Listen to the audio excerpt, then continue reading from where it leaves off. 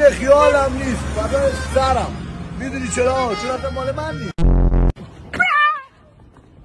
میتونی برای که خوابت ببره باعث اتفاقی بیفته؟ من بیدارت ببازه. شیشه‌تو بده پایین، نمیبینی دارم رد میشم؟ ببخشید اینجا نزده بود خطر عبور حیوانات. نه با پول بابام خریدمش، نه با پول دزدی خریدمش. تنها خودم رو پای خودم وایساده بودم، داشتم از اینجا رد میشدم گفتم این فیلم ازش بگیرم. فرزاد داداش نگاه آخرش همه اون توی قد جا میخوابیم ها. آخرش همه من دارن لوله گاز بود. ما لوله گاز بود. شرایط سخت شده. ولی خب روزی دست خداست. باید با مشتری صادق باشی دیگه. آقا چی شد؟